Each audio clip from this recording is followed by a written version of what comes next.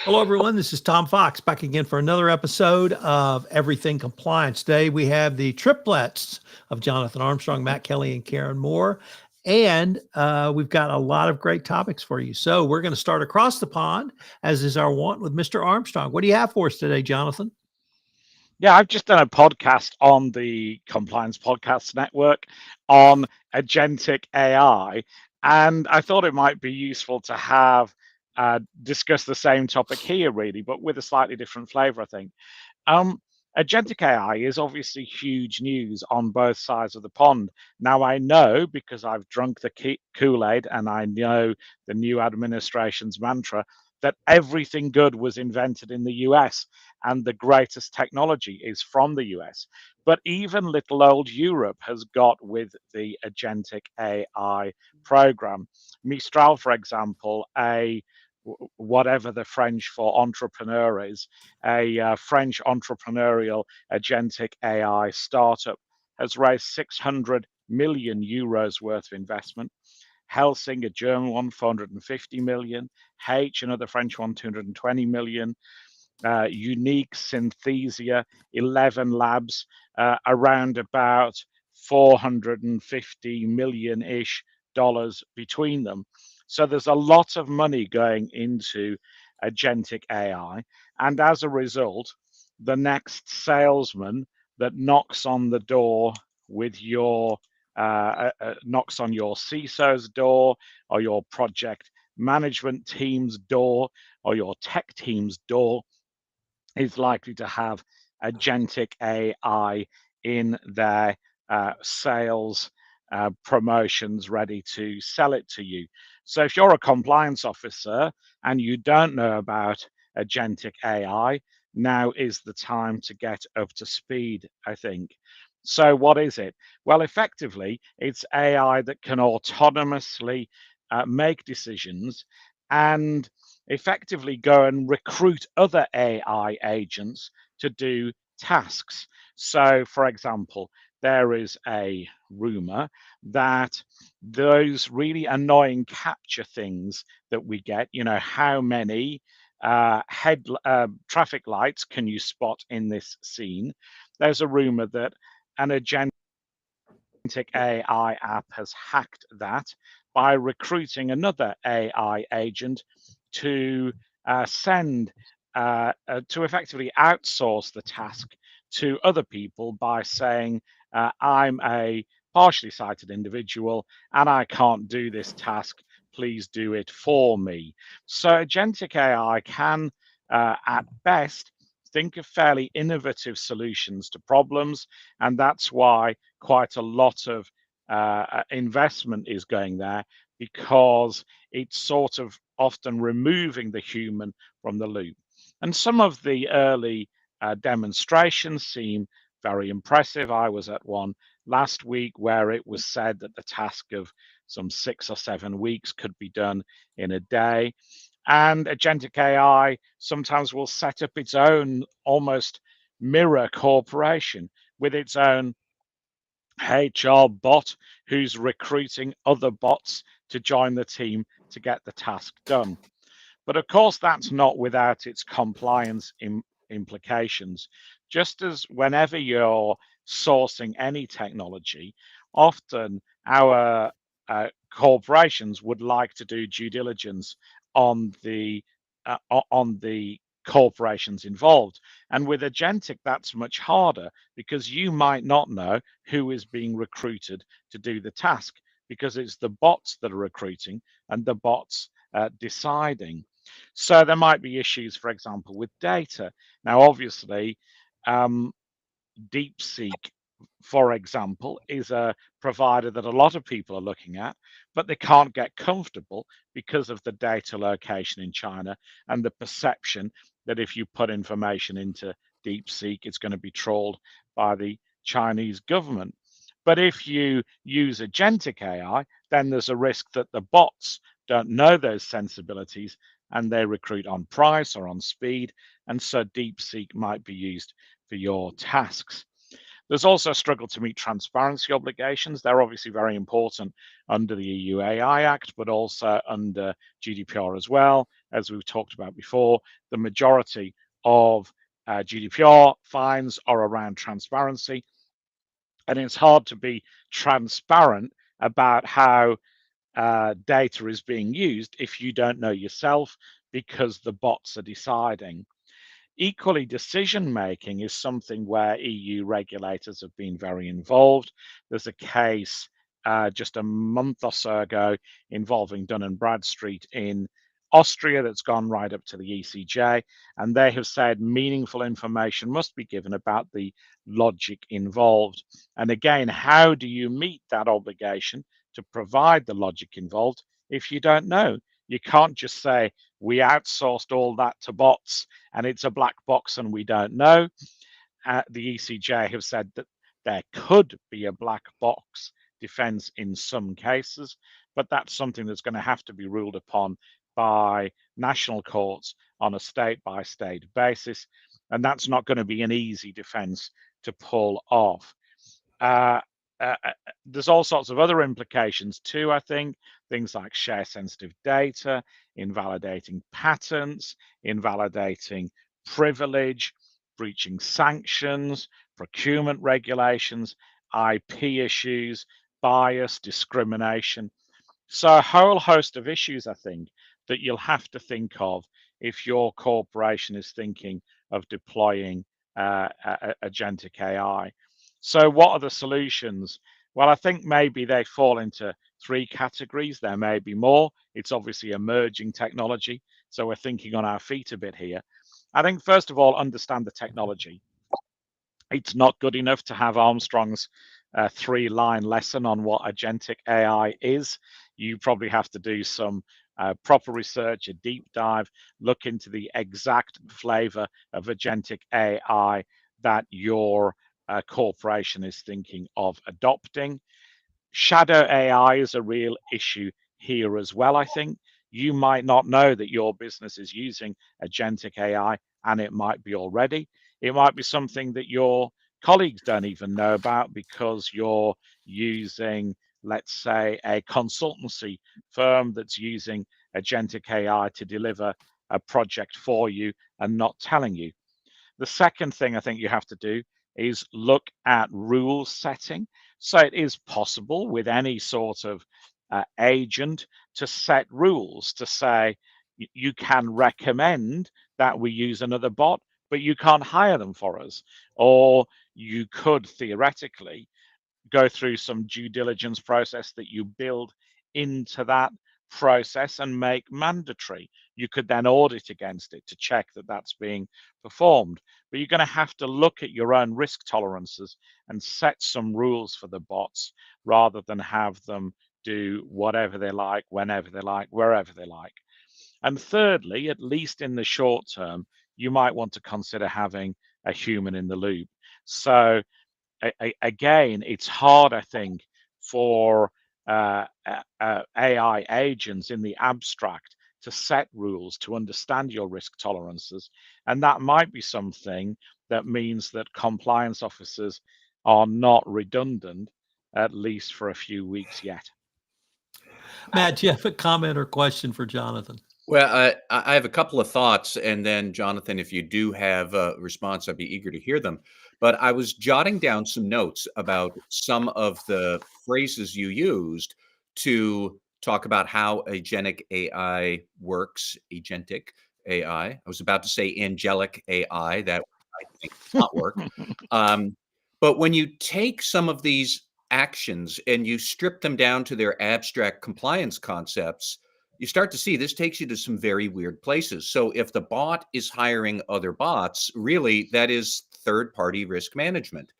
Uh, and Yeah. so how are you going to encode that into a autonomous thing? I mean, we know how to handle third-party risk management when there are humans going out hiring other humans. We have a good sense of what those risks are, what the mistakes would be, and how you would try and corral the humans working on your behalf.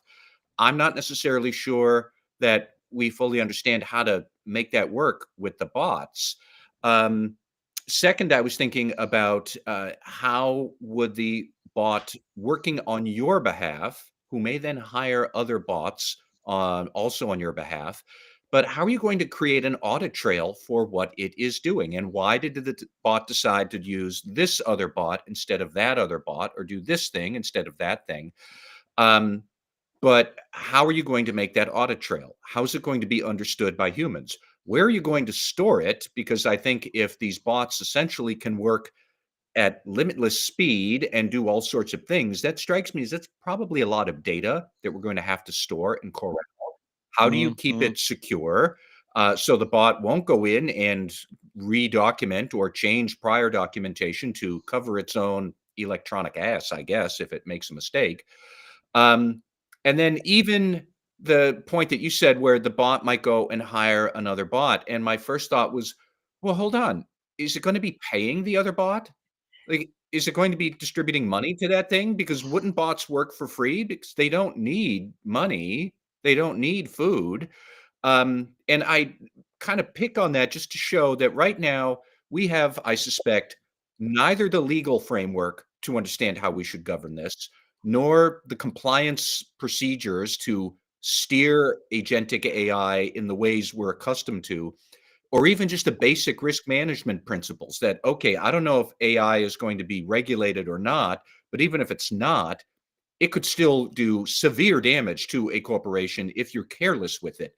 So how are we supposed to, I guess, encode all of this? Because you're not going to train it. You're Yeah. going to, I guess, encode it from the start and then test its results. And I'll stop there. But I think, I've depicted the mess that is in front of us right now. I think you're exactly right. And I think that some aspects of this, of course, are already regulated, partly by GDPR. So there's whatever 2025 fines not involving agentic AI, but involving the same principles. So some of the food delivery cases are very similar to the risks of the agentic, for example. And obviously, the EU AI Act has banned certain practices from 2nd of February. So we don't know of anybody who's been enforced against yet, but that is theoretically a possibility. And I think you're right, where, if we looked at this in the analog world, I'd say, let's say, for example, somebody called Cynthia spoke to your corporation's CEO at a cocktail party and said, I'm Cynthia. I'm really very bright and I'm new in town and I've not ever done a project before, but give me a bunch of dollars and a really critical project and I'll get it done. And the CEO will either say, uh, get out of here, or how you're going to do it. And imagine Cynthia replies and says, you don't need to know any of that. I know people, I know folks. I'll Mhm. get it done and I'll get it done. I'll get it done quicker and I'll get it done more efficiently. Give me the project. I suspect most CEOs would run for the hills. But if it's the same conversation with agentic AI instead of the fragrant Cynthia, then business leaders are buying into it. And I think sometimes it's the job of the compliance professional to be the grown up in the room and say, really? We've got, the equivalent of, at best, a college grad in terms of ability to deliver the project who's sold us all of this stuff. Shouldn't we at least be slightly skeptical? And shouldn't we at least put some ground rules in place to make sure that delivery is going to happen to our risk tolerances? That's not to say they should avoid AI. It's not what I'm saying at all. There's all sorts of statistics that say, McKinsey, I think, had a survey out this week, I think, that says if you educate executives in the proper use of AI and they embrace it, then there are real productivity gains. So you can't close the door to this stuff, but you've got to have a proper risk Jonathan, framework. I will just say your description of a college grad who's telling the CEO, trust me, I know how to fix it and I can do it for you cheaper and fast. You did just describe the operating structure of Doge here in the US. It ain't far fetched, apparently.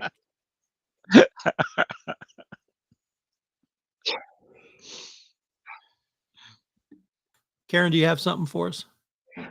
Yeah, I just really building on what both of you have said, Matt and Jonathan. My My concern, I suppose, is, Jonathan, you mentioned this ability to instruct the AI in a way that puts a lot of limits on what they can do, and different stages at which they need to ask for permission, or they need to put a hold on something, or things that they can or cannot do. So I have just two concerns or questions there. One is, to me, with AI, and especially with agentic AI, it comes down to that, genie granting you three wishes conundrum, which is, how do you frame Mm. those wishes in a way that doesn't have unintended consequences? How can you anticipate and then put in all of those checkpoints and barriers?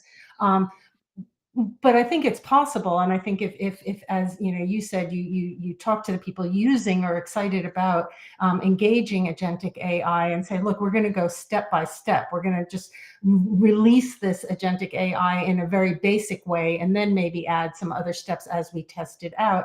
My secondary concern really is sheer laziness.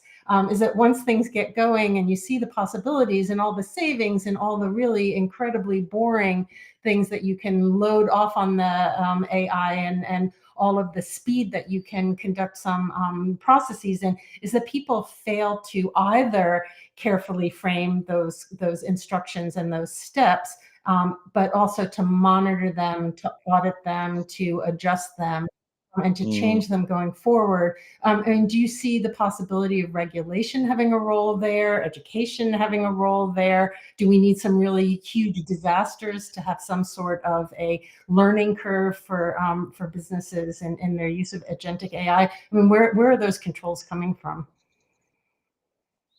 Yeah, I think that's a really, really good point, and I'll try not to get on to a traditional hobby horse, but boards aren't fit for purpose. I looked at the composition of a top 10 UK corporation last week that says that its future is effectively data and AI. It has 8 non-executive directors. 4 of them are accountants, one's a banker, and 3 have random other roles that are nothing to do, it seems, with technology or AI. So who is responsible for discipline there? Now, I know this is a debate that a lot of corporations are having, but in some respects, there are other people in the organization, CISOs, for example, chief compliance officers, who are almost left holding the baby too much, and they're left making risk decisions because the board is not competent to do so. So I think, coupled with this increased use of AI, we have to think carefully about board compositions and make sure that people who understand those risks are on the boards of corporations. But we're still likely to make mistakes. And I think that's why, in some respects, I think I'm advocating for a somewhat cautious approach. If we had a relatively junior colleague, we'd say, do this bit of the task, check back with me, I'll check whether you're on the right lines. And we'd have these regular check-ins. And I know that a lot of technologists say, well, human in the loop slows it all down, destroys the pace we want to go at, etc., etc. Well, so what? Make your bots easier to interact with then. Streamline that process. Understand the checks and balances that humans want from you, and think of a clever dashboard to present that information to make decisions quicker. You can't just say, because we can't be bothered to present the information that'll help you assess risk, we're just going to cut you out of that decision, because that's not a mature attitude either. So I think it's almost a design issue that whenever we're using agentic AI, we have to design in checks and balances and that human interface. And then, coupled with that, I think you're absolutely right that it's an education issue for boards, particularly. We have to educate existing board members in risks and opportunities, and we'll probably have to change the composition of most boards to cope with the AI revolution. All right. Matt Kelly, off Yes. channel communications, signal integrity. Where are you today? Uh, for the record, listeners should know I did try to invite Defense Secretary Hegseth to join our chat here today. I received no reply.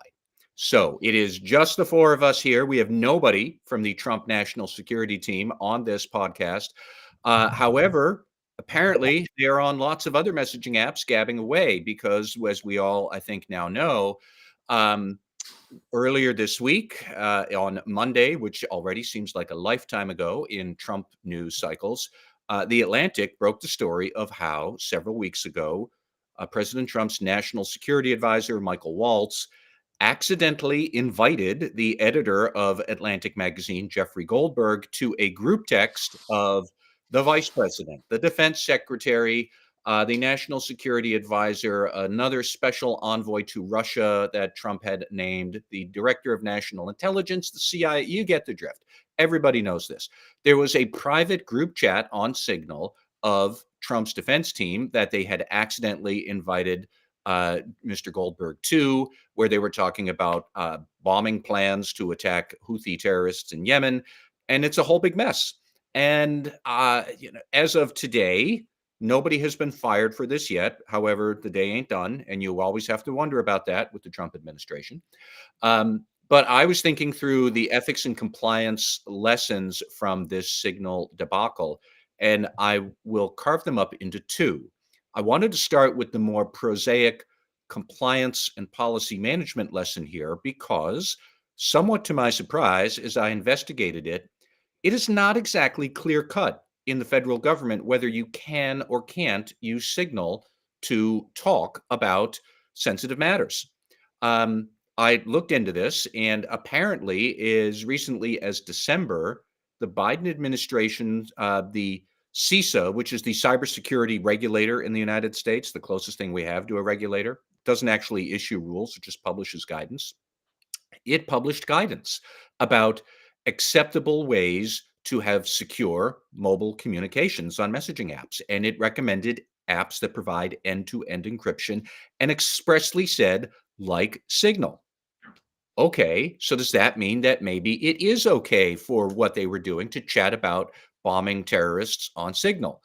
Well, maybe not, because in 2021, the Inspector General at the Defense Department had published a report investigating a mid level bureaucrat within the Defense Department who had been accused of fomenting a hostile work environment. That turned out not to be true, but along the way, that IG found that he was violating policy because he was using Signal to communicate with defense plans, or not necessarily confidential plans, but they were just using Signal, he and his underlings, to have a group chat to talk about their department matters. And that IG said that is a prohibited use. So before we even get to the leadership and the sheer stupidity and integrity lessons of this whole thing, I was struck that there's a policy management failure here. To this day, after geeking out about this for 5 days, I still can't figure out, can you use Signal or not if you're in the Defense Department? Or can you use it if you're in other parts of the government, but not defense?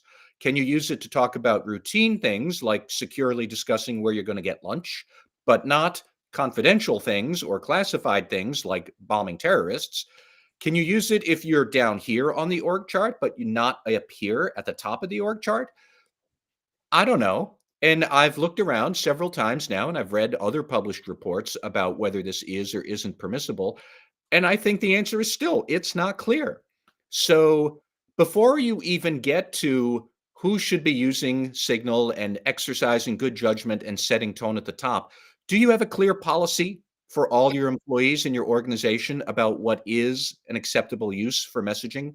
Because it looks to me like the federal government doesn't, which I am kind of astounded by, because classified information is not a novel idea in government circles. Messaging apps are not new technology.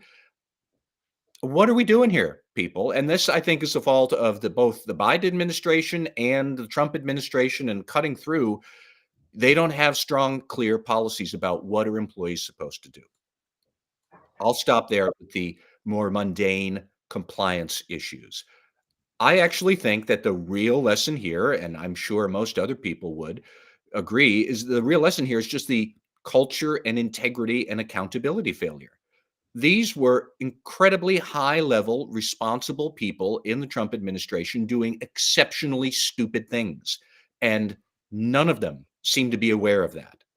On the contrary, there is strong evidence from the text messages released by Mr. Goldberg that this was not the only time this crowd was using Signal to talk about very confidential things. In this Houthi text chain, there are references to, as stated in our previous text or group text and other things like that. Clearly, they have used Signal before. And that is probably a violation of the Presidential Records Retention Act. Um, do we know exactly what they were discussing in those other texts? No. Were they maybe discussing classified information then? Possibly.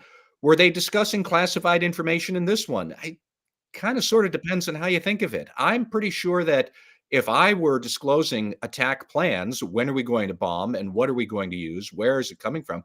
Sounds classified to me. Or as one columnist I saw put it, if this is not classified information, then what the hell is? But these senior leaders, they're either totally oblivious to that higher duty or they're well aware of the higher duty and they didn't care because they were more concerned about their private discussions where they get to do this cosplay national security and their courtiers in the Trump administration who get to have their fancy lives. It sends a terrible signal to the public. It sends a terrible signal to your other employees. Fun fact, according to NBC News, just the other day, a relatively low-level person in the Department of Homeland Security, she accidentally emailed a journalist about forthcoming plans for an immigration raid that she was coordinating with several other ICE immigration officers, and somehow that reporter was accidentally included. And that person is now being investigated and is under paid leave and could very well be fired.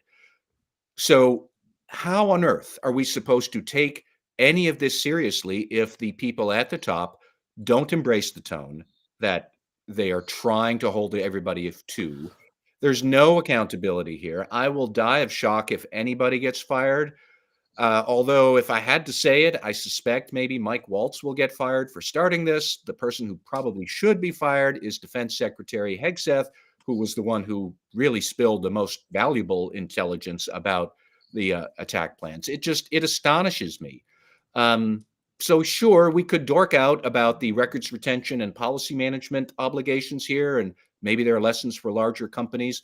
But really, the lesson is the integrity failure and the accountability failure and the awful tone that is going to send for the rest of the stakeholders in this thing called the United States.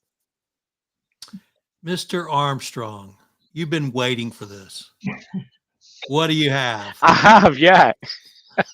Well, I'm going to betray utter cowardice and not comment too much on the Trump administration so as not to preclude me from ever visiting again. But I'm going to make a more general point. And by the way, that amnesty may not last. But I'm going to make a more general point about subject access requests. And I know this sounds tangential, but there's definitely more of a trend towards employees, ex-employees now believing that all the juicy stuff on them is in off-channel communications rather than on. So subject access requests have definitely got more aggressive in the last 18 months, 2 years, I'd say.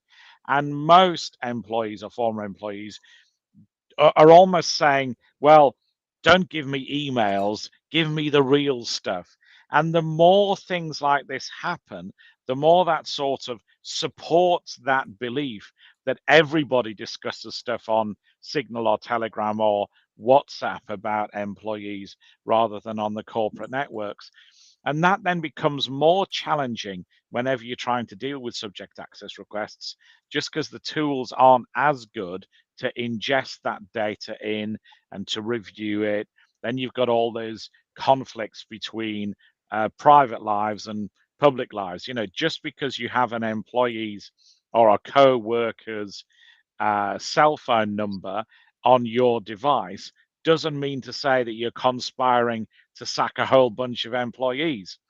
Just because you're talking about, I don't know, football results via WhatsApp doesn't mean to say you've got a plan to restructure the corporation that you're discussing on WhatsApp as well. And so I think this has real effects for corporations, particularly those with an EU footprint. And whatever the political rights and wrongs of it, off-channel communications are generally bad news. Jonathan, I'll just pick up on two quick points there. First, it's interesting that the implicit assumption behind what you see employees here doing, that, oh no, you must have the real goods with me, or that's on WhatsApp or something. It's an assumption of mistrust between the employee to the company. I, employee, do not believe that you, company, are telling me the truth. That is not good for a culture of ethics and compliance. That is the thing that is going to cause all sorts of corrosive bad actions at some point down the future. And second, the closest parallel we have here are these off-channel enforcement actions we did see in the Biden administration. We're never going to see them in the Trump administration, where the Securities and Exchange Commission was sanctioning financial firms, which are legally bound to preserve all business communications. So we had dozens and dozens of them busted for using off-channel messaging. And one bank in particular, I can't remember which one, so I won't try to name it, but they had taken a strong approach to try to rectify this, where they understood full well employees are still going to use WhatsApp and Signal and everything else. And that's not the end of the world. You can certainly discuss your lunch plans on Signal, but an awareness of when should we move our conversation onto the approved apps, because now the subject matter has changed and we have a duty to make a record of it, to handle things with care, to not discuss confidential matters on possibly insecure channels. Signal is not as secure as people would like to pretend, certainly not from the prying eyes of adversarial governments. And none of that happened with this Houthi text group here. Nobody was aware or seemed to care that they were talking about very confidential matters, when everybody involved, except for Mr. Goldberg, everybody involved had 24-hour access to those secure communication channels where you can talk about classified stuff, because they are government employees and they do have a right and a need to use those channels. And they didn't. They just goofed off. And if any senior executives at a Wall Street bank, or probably any company, were doing this at your own business, you'd be fired. And that's really what should happen. And this is just another glaring example of how not to do things. Thank you, from the Trump administration. I'm just going to take an HR angle, and there is a reason you're not supposed to drink at work. It's a health and safety issue. And if you drink and are inebriated, there's a distinct possibility that not only you will endanger others, but you'll do something incredibly stupid. So for all of you companies out there who have a policy against inebriation or inhalation of Mary Jane, keep those policies going. So with that, Karen Moore, welcome back. Thank you. Thank you. Thank you. Back safe and sound from that dangerous place called London. So I'm kind of hesitant to dive into the recent omnibus proposal that kind of is designed to simplify current sustainability due diligence and reporting requirements, only because I feel like I've had a string of unfortunate circumstances where I early on took a look at the CSDDD draft, made a lot of opined recommendations based on that early draft, kind of warned of its imminent adoption. Then the adoption was put on hold, and so I made pronouncements on the death of the CSDDD, only to have an 11th hour set of amendments and adoption of the CSDDD. So I feel like by commenting today, I'm dooming these omnibus proposal to also either its death knell or to significant additional amendments and implementation. Nevertheless, it's worth talking about, and we'll see where this goes. So just to remind people, the CSDDD and the related CSRD, as well as the EU taxonomy, were part of the EU Green Deal with a real focus on environmental impact and also human rights activities by European companies and throughout their supply chain. As recently as November, there's been kind of a wave of concern about the way that these regulations have an impact on EU competitiveness by imposing such stringent reporting and due diligence requirements on the in-scope companies that they're no longer going to be competitive in the world market. And so there's a lot of discussion, really kind of very, very quick set of recommendations and discussions by top leaders and by the EU administration as well. And so it just in the last few days, the omnibus proposal was published that makes pretty significant amendments to the CSRD, the CSDDD, and some of the related regulations. So I just want to go over some of those. I think overall, it really does, some people call it a watering down of this set of proposals and requirements, and others have lauded it as making things a lot more reasonable and giving time for companies to prepare to comply with this. Certainly what it has done is take a lot of companies out of scope. So there are a lot of companies now that maybe are going to be able to sit back and see what's happening with the in-scope companies and how things are working. Let the various EU bodies also take a look at how things are going and make amendments accordingly. Certainly there's a lot of regulations and other best practices that are going to be developed around the CSDDD and the CSRD especially. I do want to remind people, especially my US colleagues, that the CSDDD and the CSRD are directives. They're not regulations. It's not like the GDPR, which was binding and directly applicable across all the EU member states with no further action required, and also with no real changes nation state to nation state. A directive just provides the objectives and the baseline requirements, but it has to be transposed into national law in a way that achieves those objectives. But we can expect 27 different versions of these requirements. We already have some existing regulations, national laws that have been implemented in France and Germany, for example. But for those of us working in the compliance space, if you think on the whistleblower directive in the EU, we've ended up with not even yet 27 different versions because not everyone has met the deadline for implementing transposed national laws. So in any event, with these directives, just as a reminder that even when we get this proposal kind of in place, we're still waiting and looking for 27 different iterations or amendments to existing national law to comply. So we're in pretty complex territory. What changes? So just starting with the CSRD, I think that that is one of the biggest changes for some companies. It's already been imposed for the Wave 1 companies, the really large companies, but for Wave 2 companies, it's been pushed back by 2 years. So it takes out of scope companies from the obligation to prepare reports, and the in scope or the still in scope companies to have some time to prepare. The CSDDD is also pushed back by a year, so there's some more time there. Most importantly, I think for companies that are evaluating the impact of CSRD and CSDDD, the threshold changes are aligned between the two, and they reduce the number of companies by an estimated 80%. So there's about 80% of the companies that were in scope, which are now out of scope. So if you really want to talk about the kind of simplification, it also really does narrow down and focus on larger companies.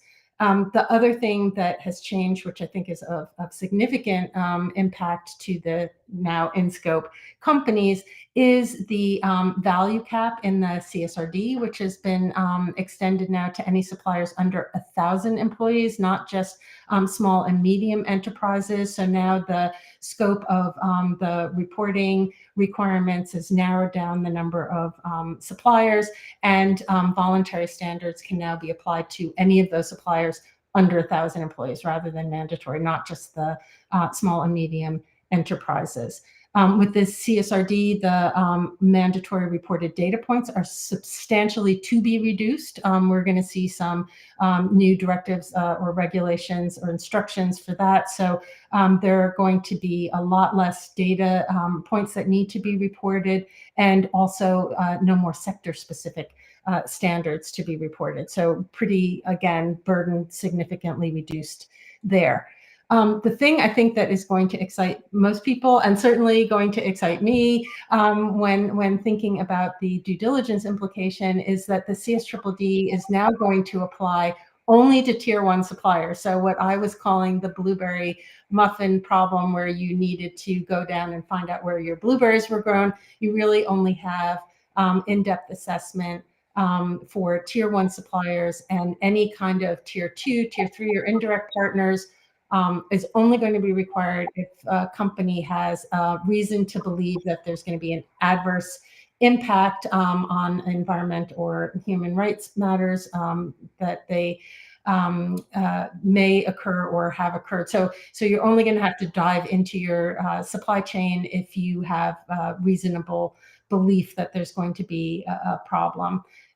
Also, you don't have to do anything with the voluntary standards for companies under 500 employees. I'm sorry, you shouldn't exceed the voluntary standards for any company under 500 employees within your supply chain. So again, you don't have to go super in depth on those.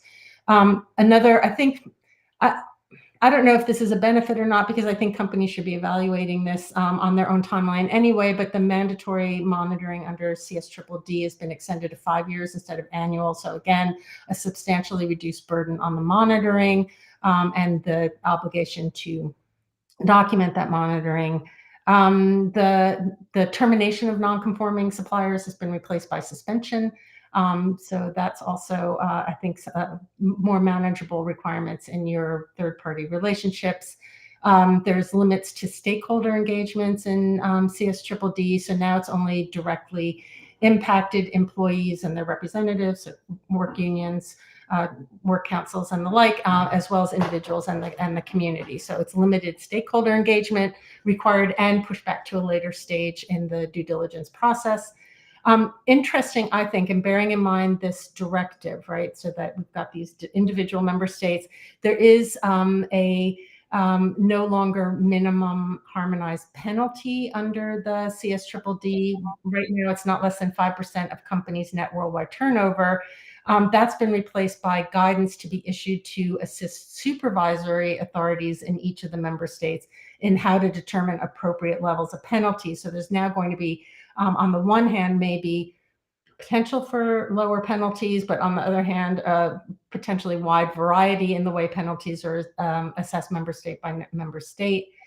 An interesting thing, I think, again, bearing in mind the issues presented by the 27 different versions here, we've got a harmonization change in the proposal under the CSDDD. There's kind of like the CSDDD now acting as a regulatory ceiling rather than a regulatory floor. So there is a limit on the member states' ability to introduce national laws that go further, which is, contrary to the usual position that as long as you meet the minimum standards, you can impose more difficult standards. So this maximum harmonization principle is going to cover more of the core aspects of the due diligence process, maybe resulting in a little bit more predictability. So those are really only some of the changes. I think the really biggest change, frankly, is in the scope. So the number of companies that really have to start paying attention and preparing for due diligence, and even the reporting requirements for the wave 2 and further, companies aren't going to really impact as many companies as originally anticipated. And even that original in scope was watered down from the very first set of drafts of the proposal. So I think we're starting to see narrower with an idea not only for simplification and harmonization, but also competitiveness, to release a large number of companies from due diligence requirements and reporting requirements. Although interesting, CSRD still has the double materiality standard included. In any event, as I said, I seem to jinx these things by talking about them, because we still have the European Parliament and Council have to adopt the Commission's proposals. And then they only actually enter into force once the tri-party agreement is reached. So this either could go away entirely, be substantially changed. We'll see.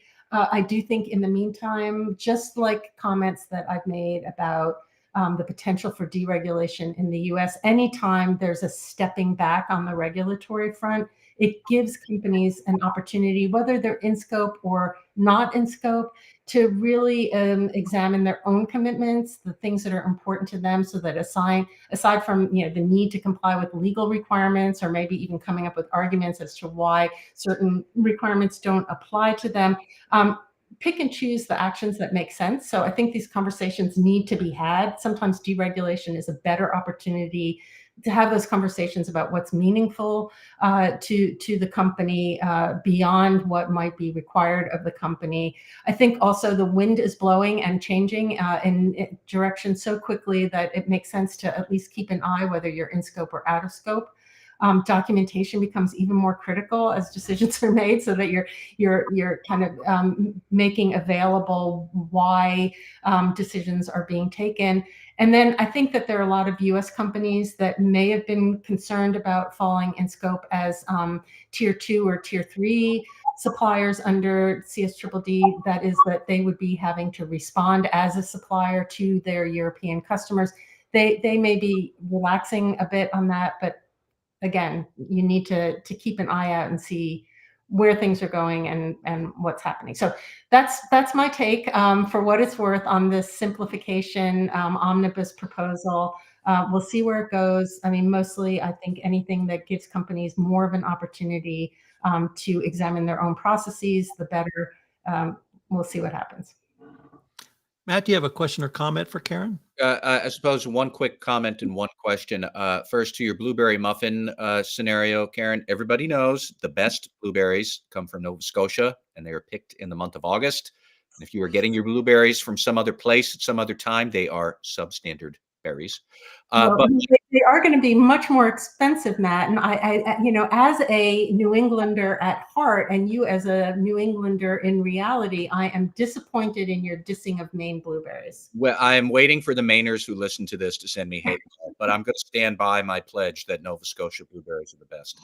But my question is more, what was the threshold again for large companies to be subjected to this? And I'm only thinking of it because the SEC is now abandoning its climate disclosure rule, for better or worse. But I do think large US companies might still need to remember you could get caught up in the EU rules anyways. But so what's that large threshold, or do we know? Yeah, so the threshold is 1,000 employees, and turnover, I think it's 50 million. All No, right. I'm sorry, 450 million. It's 50 million for US companies. All right. Well, I'm going to sit in with a few comments on the world's response to President Trump's executive order suspending FCPA and investigation and enforcement.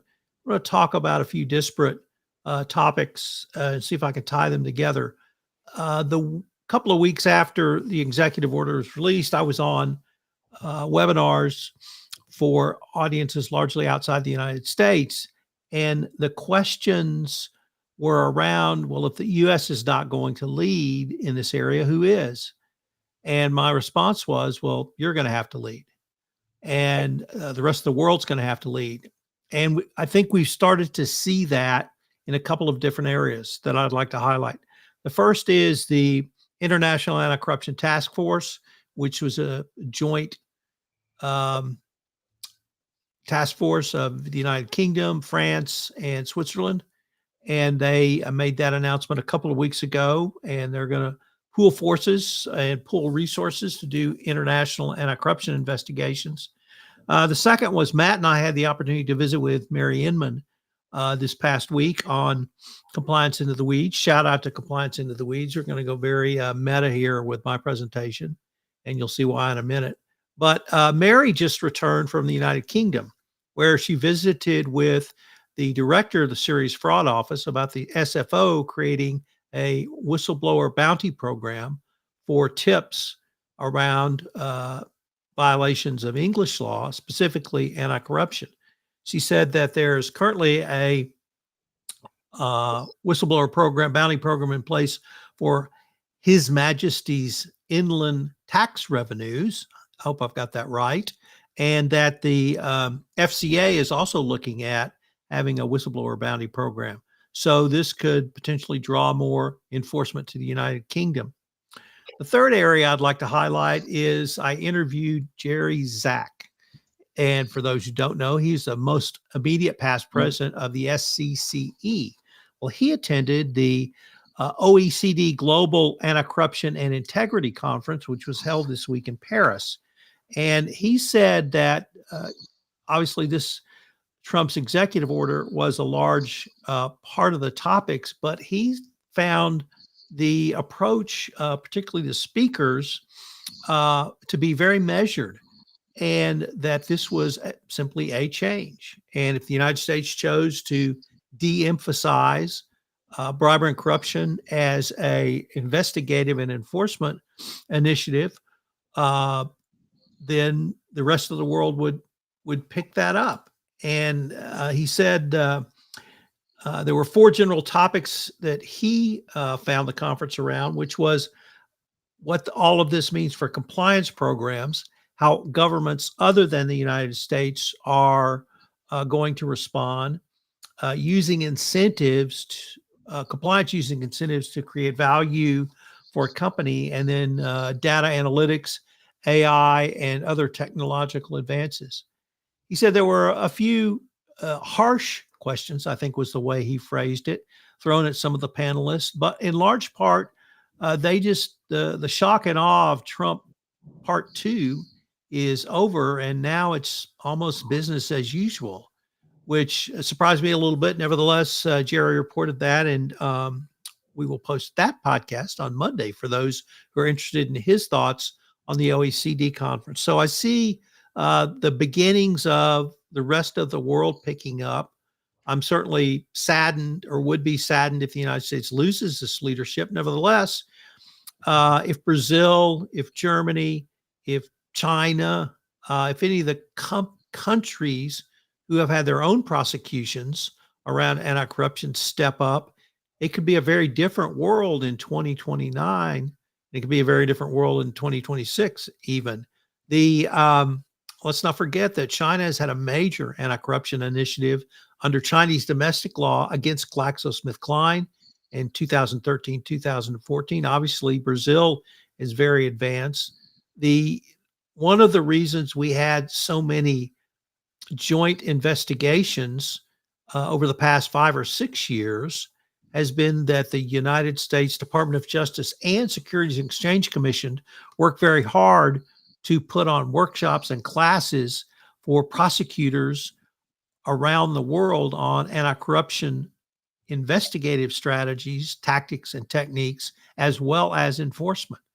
And we saw that in a series of enforcement actions, particularly around Petrobras in Brazil, but also Airbus, the largest FCPA or anti-corruption fine, international anti-corruption fine, was led by the United Kingdom and France.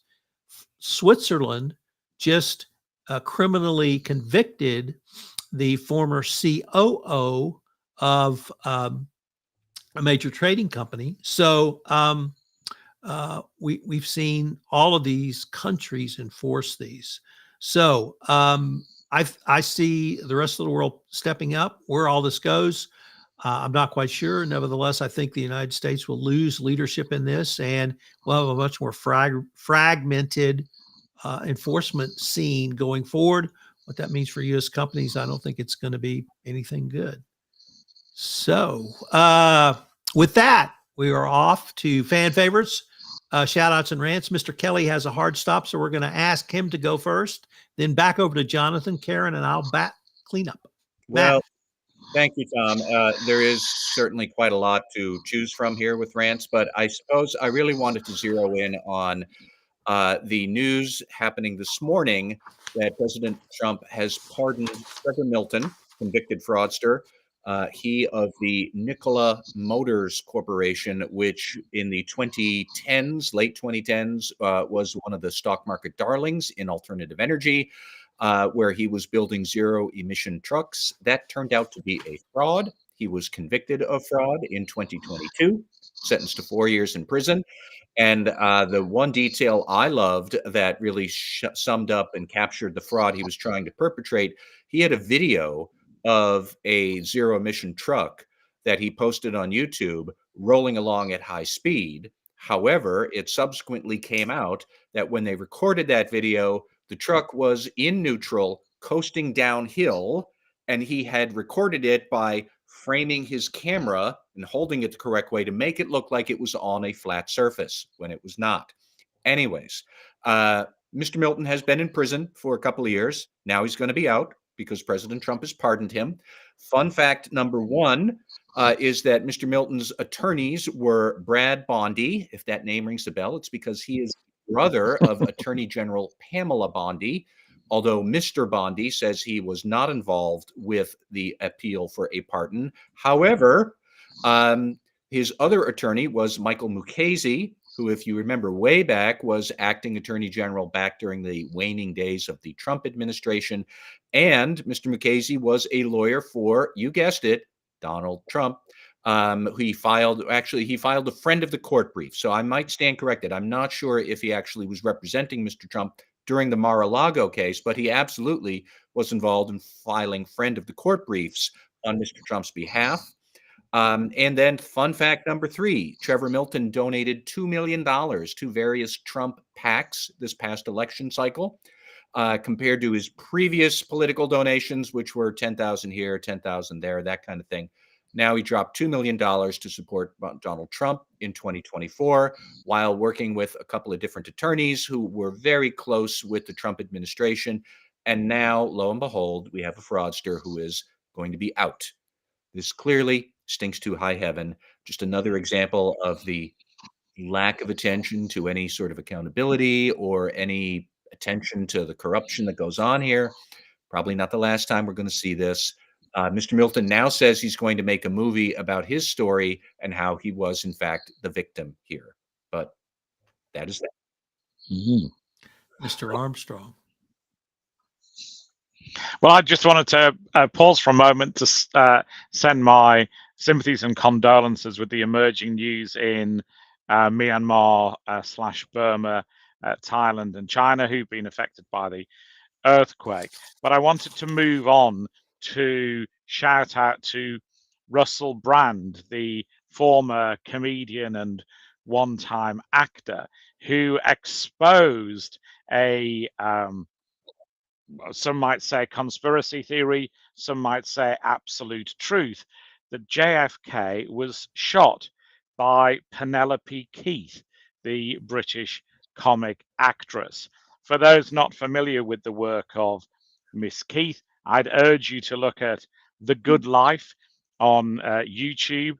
She's also in another sitcom called To the Manor Born, where she has a somewhat fractious relationship with her chauffeur / butler.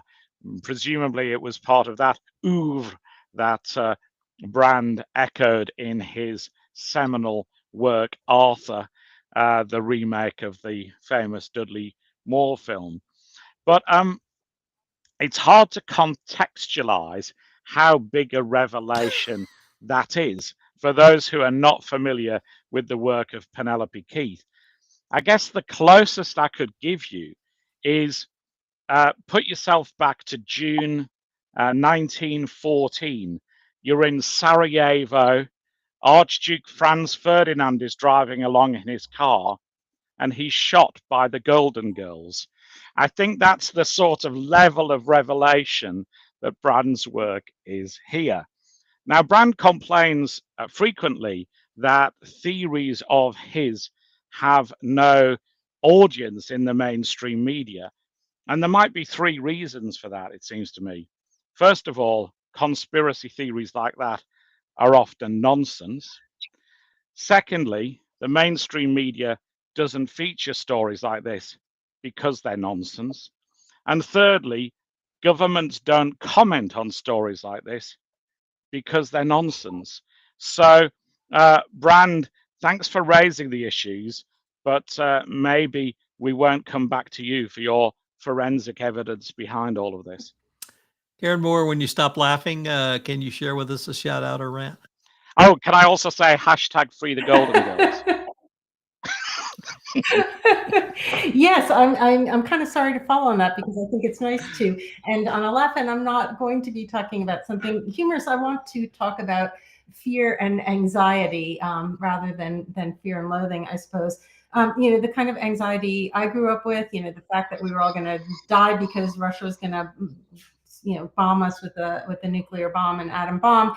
That was kind of the pervasive fear. I think the anxiety for that has gone into the background, although it's still there. We all know now that duck and cover doesn't work, although I engaged in duck and cover exercises in school. So no, I would like to talk about fear and anxiety at the moment as evidenced by my recent trip to England. Nothing really to do with the UK itself, however, but my child, who's a grown-up, expressed several layers of anxiety as we attended her uncle's same-sex marriage after having flown transatlantically and also anticipating the flight home with her green card holding father.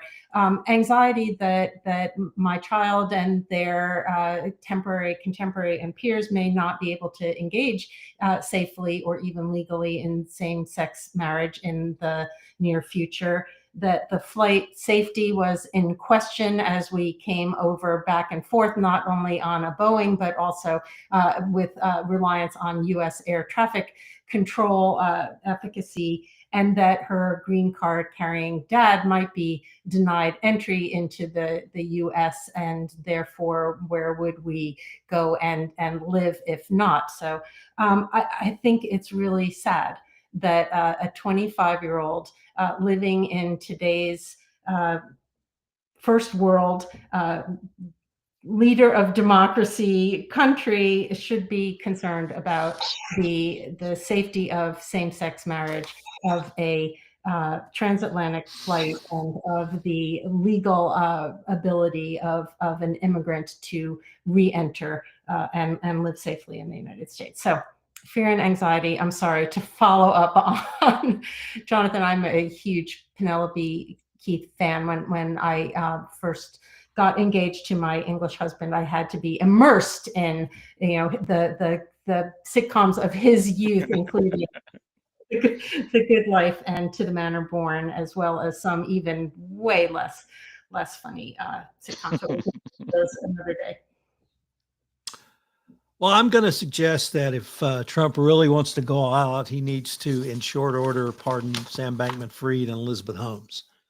But that's based on Matt's shout out. Actually, I'm going to shout out to opening day of Major League Baseball circa 2025. Yes, baseball is back in all its glory.